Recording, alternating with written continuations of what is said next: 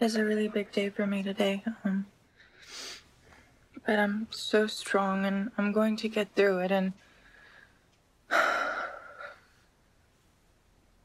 to be honest, I'm going to prevail because I know that my honesty and I know that my truth will get me through this, and that's the most important thing. And I've had the most beautiful life, and I know that this is a big moment, but I'm gonna succeed. I'm gonna get through this. I am. I know it. The morning of, it was, I don't know, I woke up and I felt like I was preparing for a match. Like it was match day, it was game day. It's always really hard to be like, I'm going to go out in front of the world and say that I fucked up.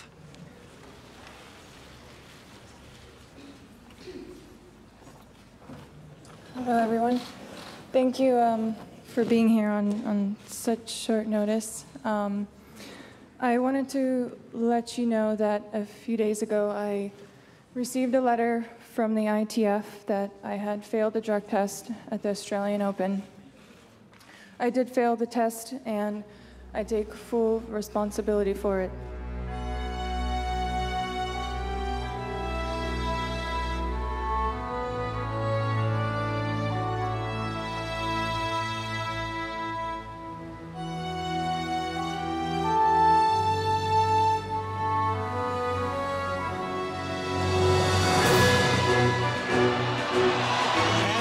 Sharapova will shed tears into the red clay. The champion is Maria Sharapova. Oh my God. It's unreal. It's unreal. Maria Sharapova.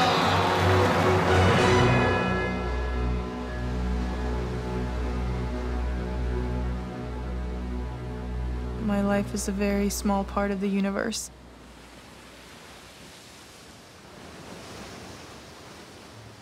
Sometimes the ocean's very still and very solid, and it's like ice.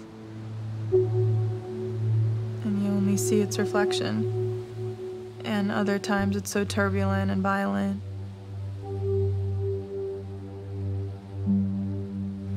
We go through our own stillness and our own shadows, and then we go through the waves.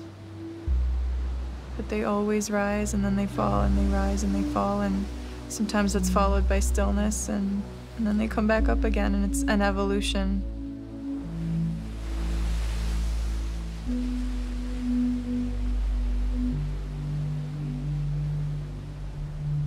I think the one thing about life lessons is we never really know when they're coming, and we actually, in my life, I sometimes didn't even realize that I was learning something or I was going through a lesson until I overcame it. And especially after 2016 and reflecting on that. And this is certainly a situation in my life where I did reevaluate and I did look back. And it just gave me a sense of, I had an incredible career and I've had my fair share of small comebacks and injuries and surgery and... Oh, and that's me. You see? Hi. But yet I've maintained a career since I was 4 years old, and I've had this gift of competing and playing tennis. And all of a sudden, it's just taken away from you. It was just about getting ready to go out and train, and I looked at my email, and I received an email from the ITF, and it was a subject line that caught my attention, where it had my name in the subject, and the emails that I usually received from the ITF were all very general, speaking about the latest news, and I opened it, and then it said something about a test, a drug test that I did in Australia, and it mentioned a name of a supplement or a substance. I did not know it at the time. I found myself on my iPad like 30 seconds later looking up what meldonium was. Had never heard of that word, never seen it before. And then a packaging came up which read Mildred, which I had seen many years of my life, and I knew exactly what it was. It's very important for you to understand that for 10 years, this medicine was not on WADA's ban list, and I had been legally taking the medicine for the past 10 years. But on January 1st, the rules had changed, and meldonium became a prohibited substance, which I had not known. Now to that bombshell announcement rocking the tennis world. Maria Sharapova, the highest paid female athlete in the world for more than a decade. Off the court, a sponsor's dream. The fashion icon and businesswoman making a whopping $30 million. the five-time Grand Slam champion, Admitting she failed a drug test. At this year's Australian While Open. players can be suspended for as long as 4 years for a failed test. She could face anything between 2 and 4 years. She is labeled now a cheater. She's 28 years old. That would be career-ending. Well, the moment after the press conference, I deleted all my social media off my phone. So that was step one. And I think it was to protect myself, to protect my sanity in that moment, to protect myself against opinions, against judgment. The cheaters are always going to be a step ahead of anybody that's tested. You cannot say, oh, that escaped me. This is her career. There's no doubt in my mind that Sharapova was taking this substance to help her performance. I don't think I've ever gone through my career questioning what other people thought of me. It wasn't something that was very important to me. And then something happens and you're like, well, actually, you're walking on the street and you're like, do they know? Do they not know? What do they think? Do they not? And it would drown me. It would literally just upset me and make me feel so small. And for a woman that's 6'2" and feels confident most of the time about what I do in my life and the profession I'm in, it felt really uncomfortable to feel that small. My mom, she just made me feel like no matter if I was ever not going to hit a tennis ball, that's okay. And she must have spent a few weeks sleeping next to me in bed, just making sure that I knew that someone was always, with me. And in a way, and through this whole process, my dad's been incredible and so calm, and he's able to control a situation when shit hits the fan. Like, he's able to take a step back and evaluate it and reevaluate it and be calm and collected and cool and make the right judgment, making sure that things don't come out of anger, right? Because in a situation like that, you can put blame on everyone. I could blame this person, I could blame that person, and it was never about blaming. It was about taking control of it and being like, we all fucked up. You, me, your mom, our team. But this is what happened, and now we're gonna find a way to get through it.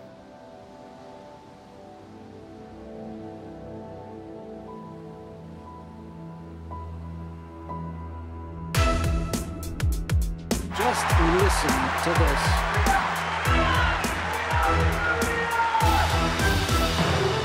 No Russian has ever won a singles title here at Wimbledon.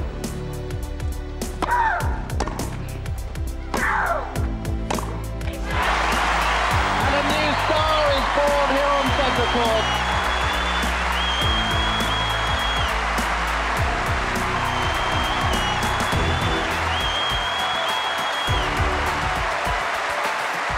Maria Sharapova, 17 years old, becomes the third youngest Wimbledon champion of all time. I just feel like maybe I'm a bit of a new fresh air, in women's tennis, which is great because you haven't seen a lot of 17-year-olds, win a Grand Slam lately. So maybe we're coming back to the old times.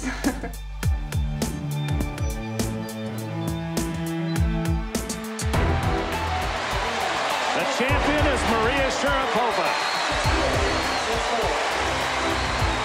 And the 19-year-old has her second Grand Slam championship.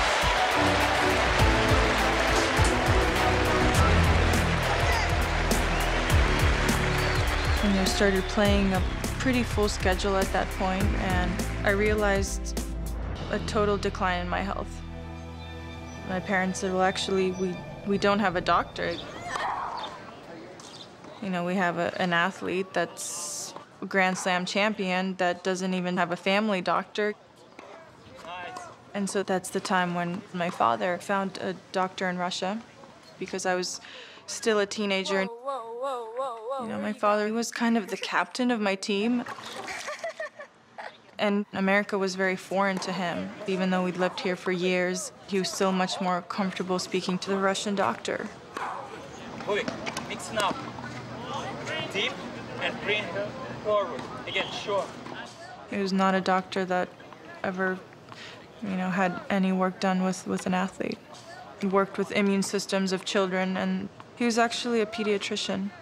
And he did all those tests, and that gave me a list, and actually it was quite an extensive list, especially for a teenager, of different substances that he recommended that I take, and Mildronate was one of the 10. I was given this medicine by my doctor for several health issues that I was having back in 2006. I was getting sick a lot. I was getting the flu every couple of months. I had irregular EKG results. So in Russia, Mildronate was an over-the-counter substance. It's taken almost like an aspirin back home. The doctor was receiving paperwork from WADA laboratories with an official stamp and signature saying all the substances that he had recommended for me to take were completely permitted and legal. I've been tested so many times, I think around 12 times in 2015, and the previous 9 years, and everything was fine. And it was determined that meldonium was going from the monitoring list to the prohibited list. At the end of 2015, players were sent emails, and there was nothing about meldonium written front and center in any of them. It was just very disappointing to learn what other federations did in order to warn their athletes. Because if I was warned, when I would have received that email in January, I would have at least known what the word meldonium was. The ITF knew that there was over 20 tests in 2015 that had meldonium in their system, and some of them were my tests. That's quite a large number. So the fact that they had that number and didn't do anything extra with it is very alarming.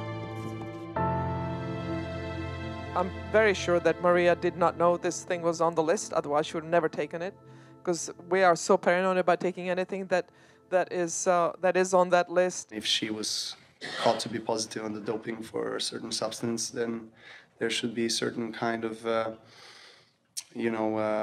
consequences for that. I think most people were happy that she was upfront and very honest and showed a lot of courage to admit to what she had done and what she had neglected to look at in terms of the list at the end of the year. She is such a very professional team. For everybody in the tennis world, I think Maria Sharapova is the last person that we expected this to happen to.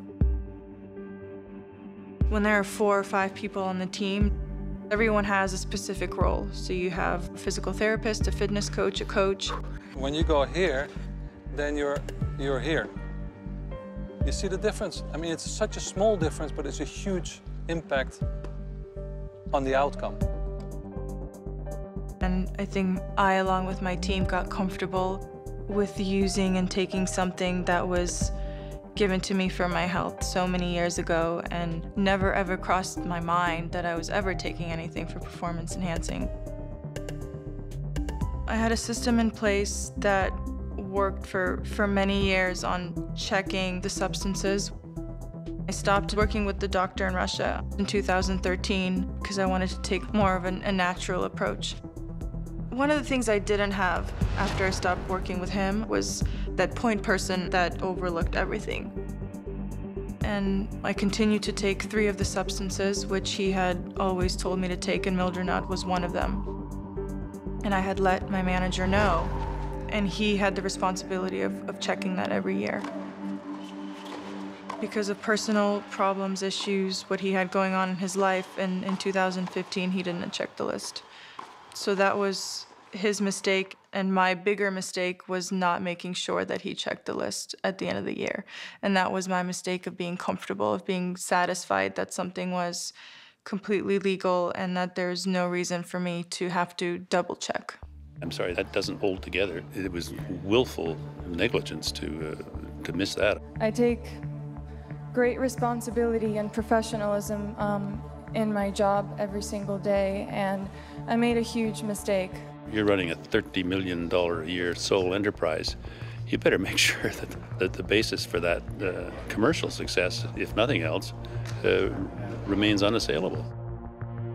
I can have so many reasons to be angry. I can think of so many people. I can blame so many people, including myself, but that doesn't help you moving forward. I could fire many people, and what would that do? What would that change? I know that with this, I face consequences, and I don't want to end my career this way, and I really hope that I will be given another chance to play this game. In early June, I got the official wording and statement from the ITF after my case was heard. And they had banned me for 2 years. The maximum that I could have received was 4 years, and the minimum was 1.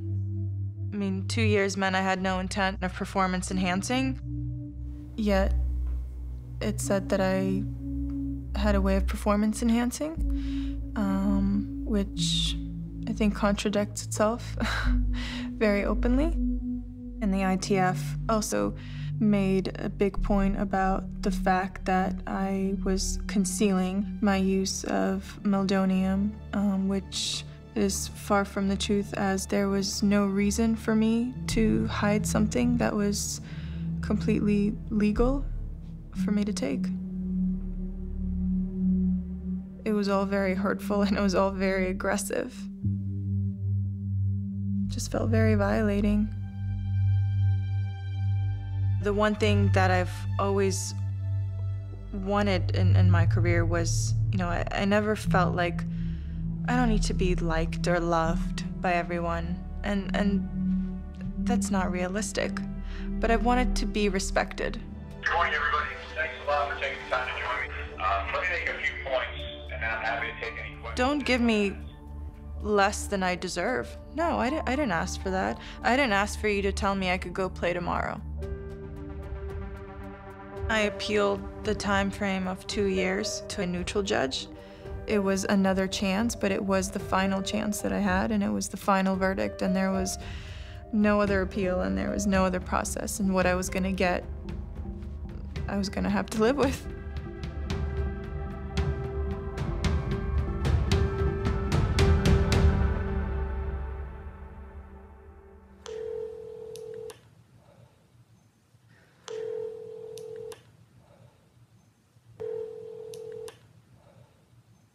Huh? 15 months.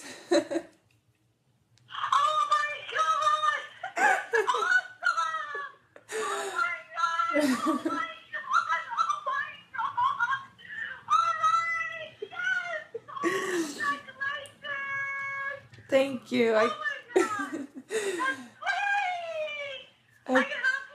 I am. I can come back in April. I know. I know, but those motherfuckers, I still wanted 12 months. But it's okay. It's alright. It's okay. There's a reason. There's a lot in me that's very much a portrait of someone that just fights, and whether that's ugly, whether it's pretty, I really don't care. I just fight for what I believe is right, for what I believe is my right, and what is my voice. And looking back at myself, I believe that in those moments, that's who I was. I was a street fighter. as I was reading the report, it was just so, just felt free, and I felt like it was so comforting to realize that a neutral panel had stated the language so clearly and, came out and said that we pretty much don't agree with the ITF verdict, that Maria had no intent in performance enhancing. She did not violate those rules. She did not mask or hide her use of mildronate and meldonium. She is by no means allowed to be called an intentional doper. I mean, I think those words are pretty clear and pretty strong.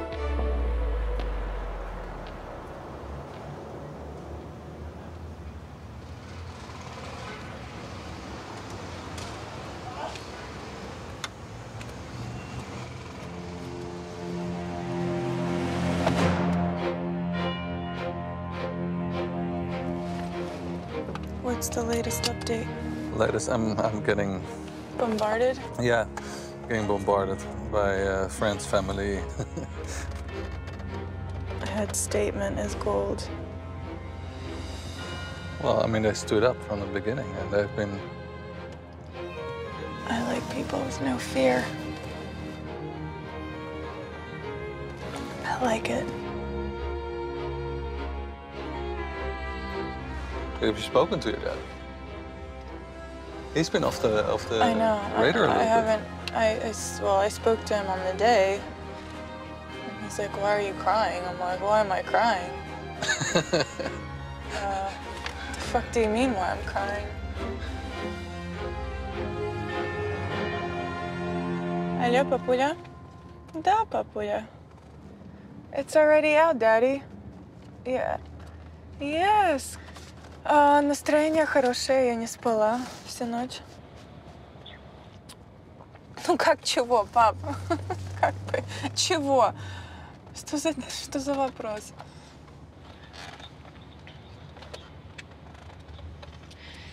Я знаю. He just told me no matter what happens in life, you need to sleep. Thanks. Мы сейчас едем к Джону в офис, там, у него будет пресс-конференс по телефону с медиа. Потом я буду готовиться к Чарли Роуз. Okay. Love you. I can't wait to get in that room right now because just see Max. Good. Where's this room here? Good, John. See ya. We're this way, guys. BBC and ABC and another New York Times. So we have 7 people. Oh, look who's here. Thought you might have lost some weight since Friday. Monitoring everything. Hey, Rich. How are you? How are you? Can we I'm do the Today great. Show first, and then have her go to GMA, and then they get 2 interviews out of 1. They don't get it first, but at least they get. I don't have any money left. I don't have any money left from all the shrink bills that I had to pay to get through this thing. You really understand who your true friends are and who you're during a process like this. Our sponsors have been amazing. I mean, every one of them had the right to terminate the contract if they wanted to, and everyone but one stayed, and you know, and they're, to see them happy with the result is just great. So it's, you know, like maybe we're all a little better from it, but it's been tough. You know, we've been through a lot together. I've been together since she's 12 years old, and had some amazing moments. I mean, incredible moments of my life, from winning Grand Slams, and then you're dealt this. Maria Sharapova is here. In your mind, it was an honest mistake. When I got the email that I had made a violation, I right away knew that my comeback was starting that moment. This type of story in any athlete's career is rightfully damaging. It's not good for anyone. You know, no one wins in this situation. No, the athletes, not the organizations, not the sponsors, nobody.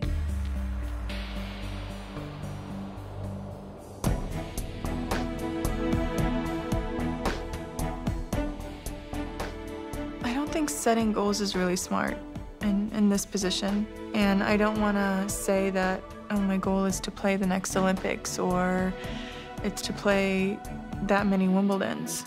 Like, that'd be great. I know it'd be great to experience those things, but who knows what's gonna come up in life? And that's the way I want to treat my life and my career. I think the way that I'm preparing is that I'm actually not. And I think that's because through my whole career, I've always prepared for a tournament that's next week or a tournament in 2 weeks. And I think during a time when I had so much uncertainty and so many question marks, I learned how to be present in a situation.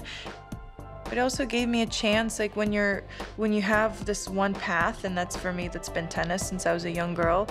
You know, there's like always that, you're almost scared of what is life without what you've had for so long. You know, the moment where you're like, wow, well, if I don't have that every single day, what am I gonna do? You know, what am I gonna do?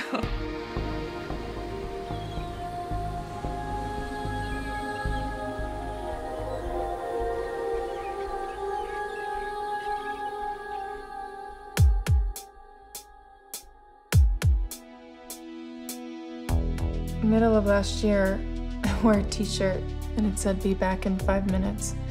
And the next thing I knew was my fans started posting their pictures wearing the t-shirt. Like, they were going around the world and finding the t-shirt and then posting their pictures. I mean, there must have been hundreds and hundreds of these posts, which was so special. I think it just like makes you realize that so many people care about what you do and really appreciate not just tennis, but who you are. Yeah, I think it just made me realize how many supporters I had. Maybe they thought you meant like be back in 5 minutes, like I'll be back, I'm coming back in 5 minutes. Right, which is far from 5 minutes. I was like, more like 15 months. I needed to add a 1 before the 5. In this past year, I just felt like I was actually able to take control of what I wanted to do. What kind of workouts I wanted to have, where I wanted to travel, who I wanted to see, who I wanted to spend time with, who I wanted advice from. And that felt really good.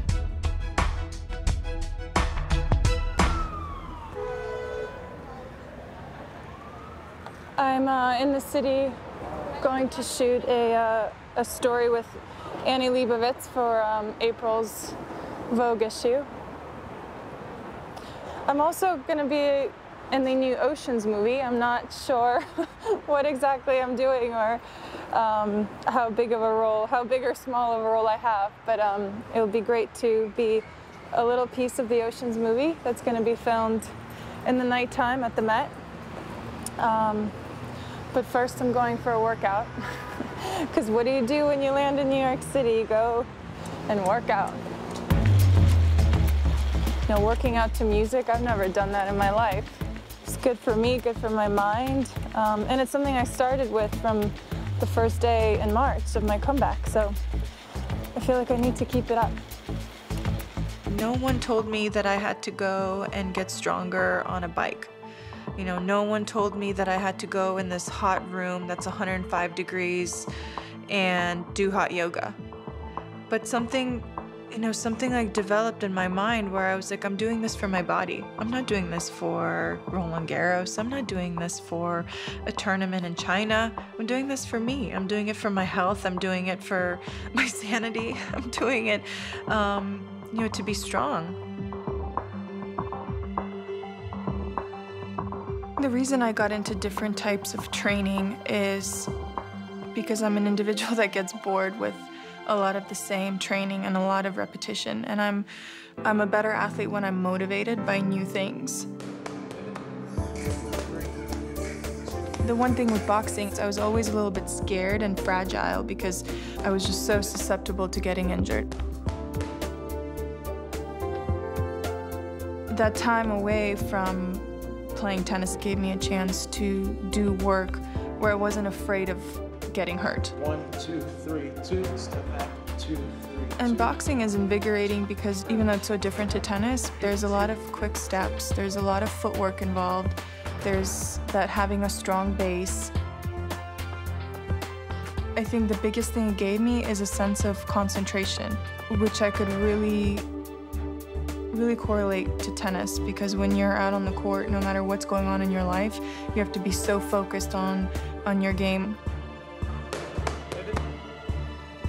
I have the passion to challenge myself in other areas, to do different things.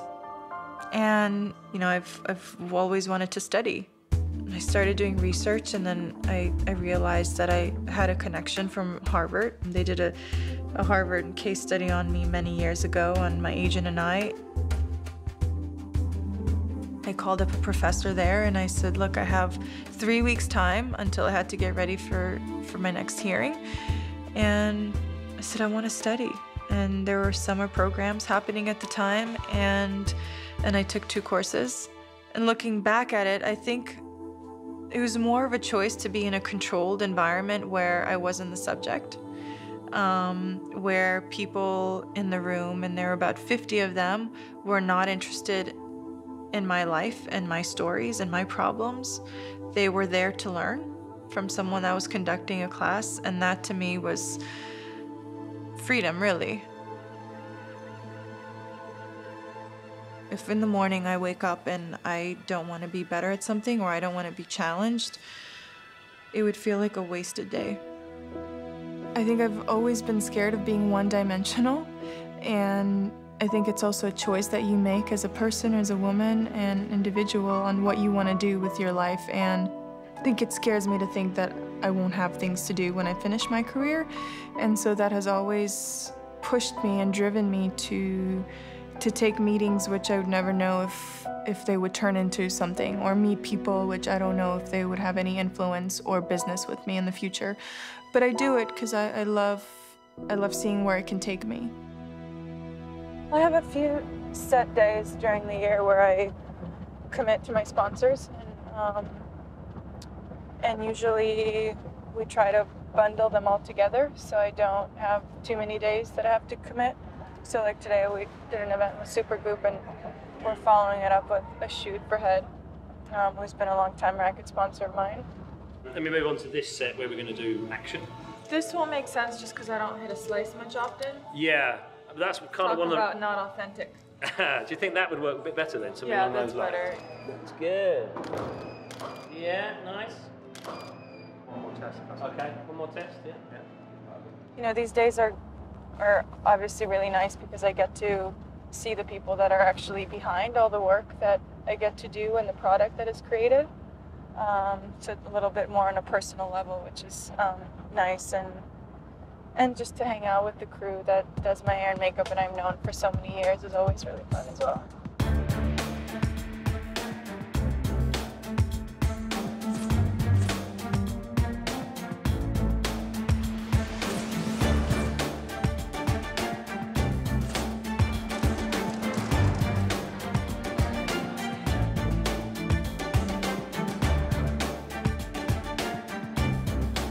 I put a lot on my plate, and I sometimes put so much on my plate that I need a day or two to recover, where I'm just like in bed and I just need to be by myself, and I'm just drinking ginger tea for 48 hours and I get back on the horse. But I do a lot, and I think the only thing that people remember are people's actions, and I want to say things with my actions, and whether that's on the court, whether that's off the court. I believe in that so much, and I think one of the things that my career in life has provided me is to be able to have a voice.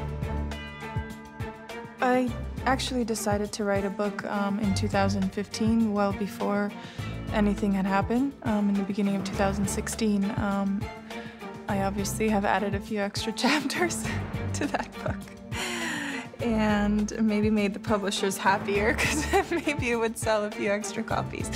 But that was definitely not my plan. I think I was a little bit, I questioned why I wanted to write a book, because I've always been a very private and simple individual, and I don't think a big part of me allowed many people into my life.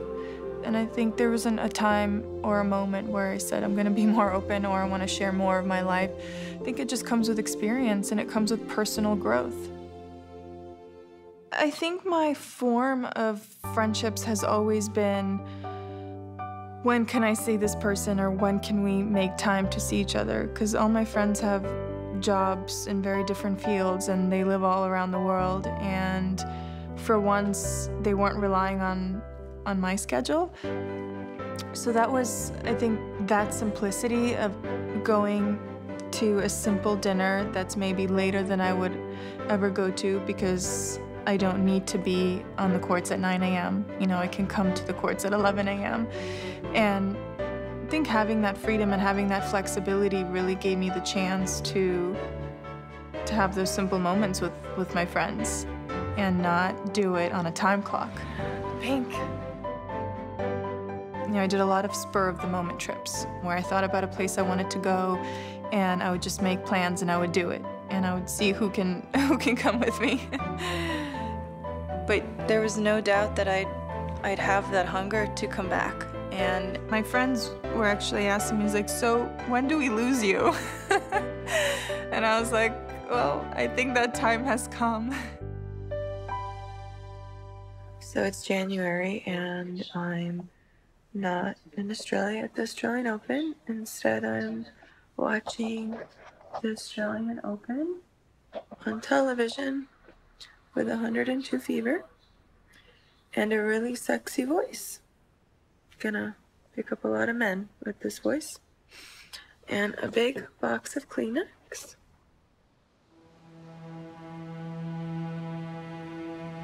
Sometimes I look back at moments where, you know, I think that I was really sad, or that I was really tough on myself. But I look back on that and I was like, wow, that was challenging. That was really, really hard.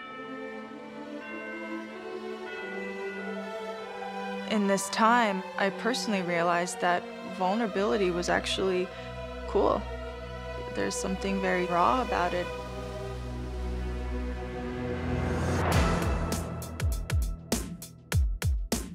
One of the biggest victories I've had this year is that I'm coming back on April 26th. And that's a huge victory on its own, and I fought really hard for that. Internally and externally. You know, I thought about it and I wanted it and I asked for it. I asked it from lawyers, I asked it from the arbitrators, I asked it for myself. And I got that. And now you want to almost prove that everything that you've gone through was worth it. And I think I'm most excited and most nervous about what I will be able to bring for myself out of this situation. And if I didn't feel nervous and if I didn't feel butterflies and if I didn't feel excited, then I probably wouldn't be coming back, right? Like that just, then what for?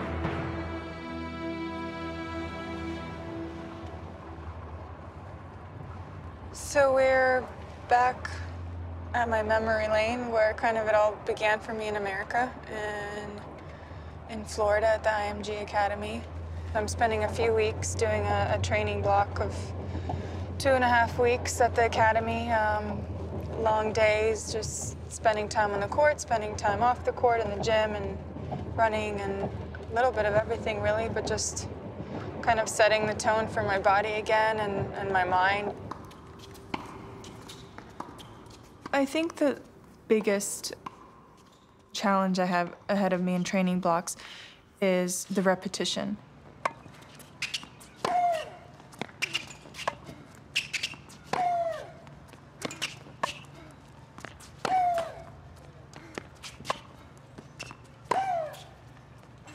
Hitting balls and playing points and getting that feeling of doing it over and over without many days off. Perfect. Those four were great.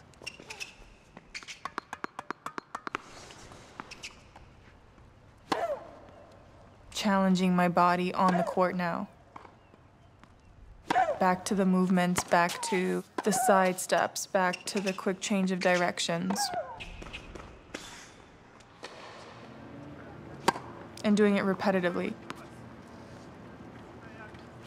Yeah. Yes, now you're putting your weight on. So I think that in itself will be, challenging and difficult, but I think my body is ready for it. It's had time to be ready for it. I think I'll start with, 3 weeks of just grinding, coming to the courts, 9 a.m., starting with warm-up, spending a few hours on the court, doing a cool-down core stretch, working on my shoulder a little bit, lunch break, little nap. I love to take naps. Come on. Yes, come on, here you go. Yeah. Focus on the left leg, yeah. Doing a session in the gym. Just work on the mechanics.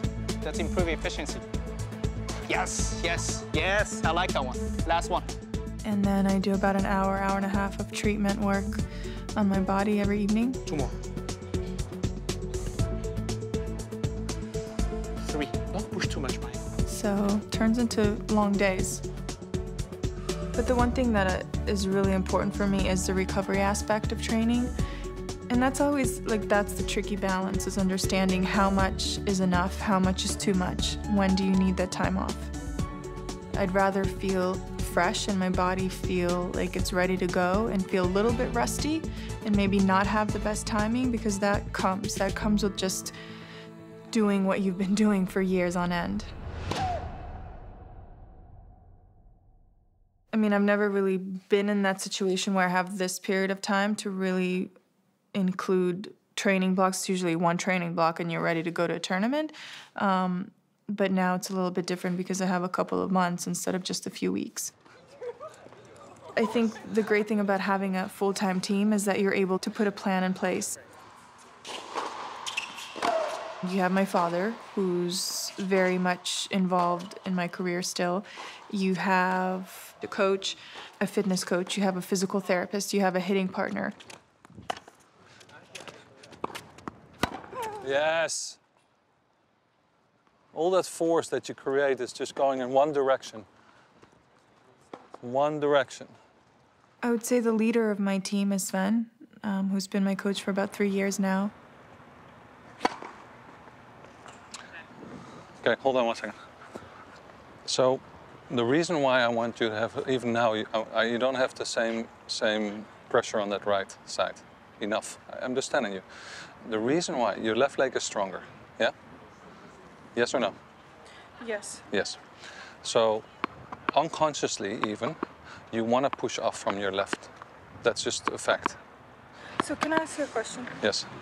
So was I, 5 days ago, I had more weight on my back foot than I do right now? No, this is how you stand. No, right now, can you just stand like this? Question. Am I not standing the same as I was 5 days ago? No, but no. Okay. So. Meaning, no, sorry. Wait. No. Wait, no. You were not having enough weight on that right I understand, side. but is it the same even as before? It was? Yeah, exactly. Yeah. The same. The same. But the same thing. But it wasn't such a. You weren't. No, because I've now added this. That means that I'm adding you a little bit extra. I mean, we're always progressing. It's always a progression. He's a guy that comes with a lot of experience, not just experience on the court, but experience of handling other people in a team environment. All right, here we go. Let's do it. And I think as a coach, that's one of the biggest responsibilities as a leader, is when you're able to handle and adjust and understand everyone's role in a team. Should we have like a realistic goal line? Yeah. No, 30 is good. 30, we have 30 is good. Let's do it from the 30, okay? 1, 2, 3, 4, 5, 6, 7, 8, 9, 10, 5, 6, 2, I'm an embarrassment 3, to my 4, country. 5, 6, 7, 8, 9, 10, 11, 12, 13, 14, 15, 16, 17, 18, 19, 20, 21, 22, 23, 24, 25, 26, 27, 28, 29, go! 30. Oh, it's like... It's a drop shot. It was really like...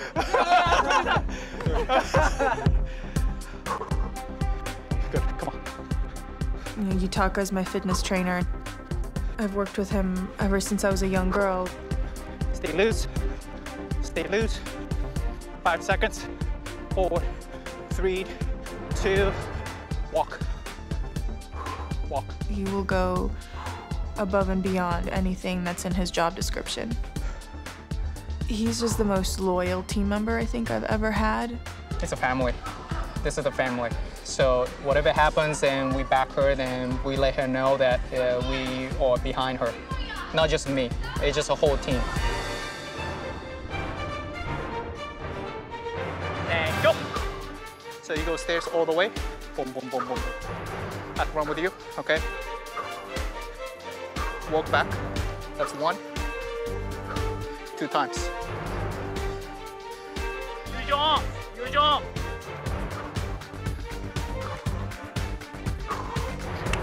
Get it up, get it up, get it up. Good, come on. You're doing good.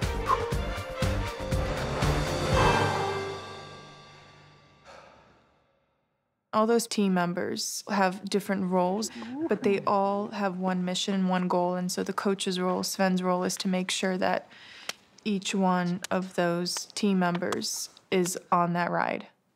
And they're all from different parts of the world. So Sven is Dutch, and everyone else culturally has a different background. And so working with that is also very interesting because, you know, one can be loud and one can be shy, and like, how does everyone get along in that environment? All of a sudden, they're in the kitchen. Only when I'm cleaning. A base of bolognese and tomatoes, zucchini, onions, olives, all together. I like to add some cumin. I really don't discriminate. I look forward to every meal. Yutaka eats, 100%. that's true, Yutaka eats the most. But we are hungry. Yutaka is in a really bad mood when he's hungry. We are. Well, Well- I'm actually running my ass off. So Well, that's what we're dealing with. While you're on the Okay, sidelines so- with a phone, But I'm focusing, eh? checking my heart rate level. Yes, there we go. So you haven't had, or no, we had the Russian meal. We had a Russian meal, Yeah, but it was very my good. mom and I. No. Yeah. But she make a good salad. That's just start. You should shut up. Because when was the last time you made something in the kitchen? I spend more time with my team year long than I do with my family or I do with my friends. And they become part of your family. So you better get along. You better like them.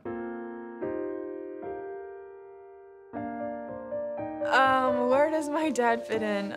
Oh gosh, that is a good fucking question.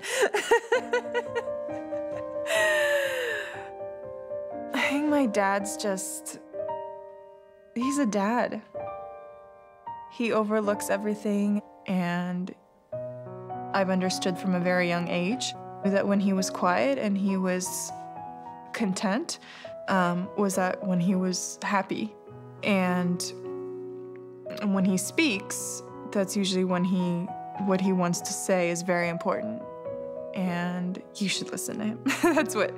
That's his tone of voice. So we do 14 from middle, 2 inside out, 1 from middle again, whole balls.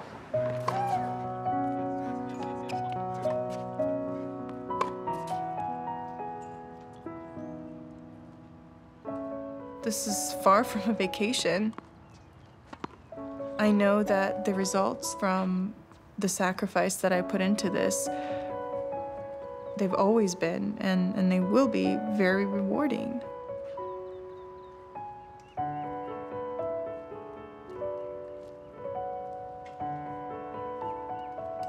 But to get there, what you must put in is difficult.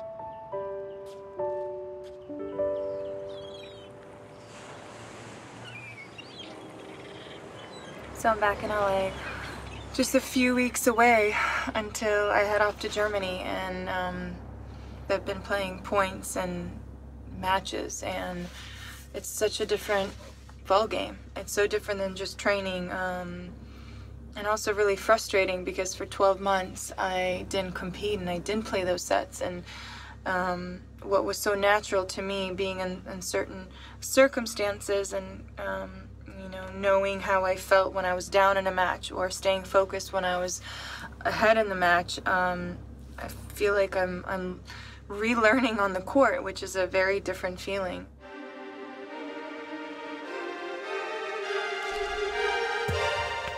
I think the one challenge with mental preparation is that you never actually know what you're gonna feel like in a particular moment. So you can prepare in so many different ways, but until you get to that first city that you're competing at, or until you walk onto the court, and until you play the match, and until you leave the grounds after the match, and until you do it over and over again, you don't know what your feeling will be. And I like that, because that's what makes it exciting. I'm one of the biggest competitors out there. I realize that everyone has a great work ethic, especially in my sport. You can't be playing 20 tournaments a year, traveling around the globe, no matter if you're 100 in the world, and not have work ethic. It takes more. I know what I have beyond work ethic. You know, the will and, you know, not letting anyone stand in my way.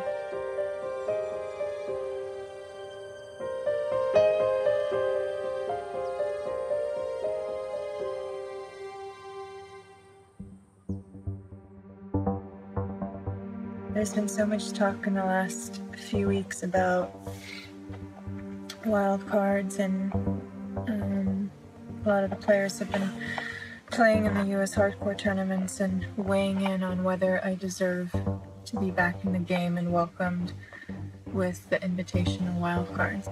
It's been interesting to just be on the side and not have anything to say about it. It's not an easy place to be at.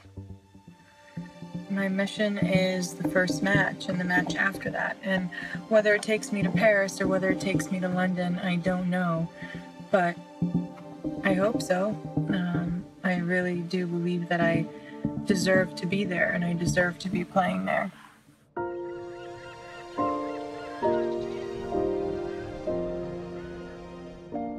It's been hard and rewarding and challenging and, you know, all those mixed emotions. And I think to come back for everyone that's surrounded me in this time, my team, my coach, my parents, my friends, and I think deep down inside, I have this huge feeling of giving back to them, of them seeing me get my career back. I'm doing it for them, maybe even more than I'm doing it for me. It's how I feel, and it's how they've made me feel. It's what they've given to me. There's no way they would never see me on the court again. I think of being out there in myself on the court. Like, I feel that it's such a big part of my life and it's such a big stage for me. I'm a performer, and an audience buys a ticket to watch me do my job. And no matter if I have a good day or a bad day, I'm just excited to have that feeling of performing again.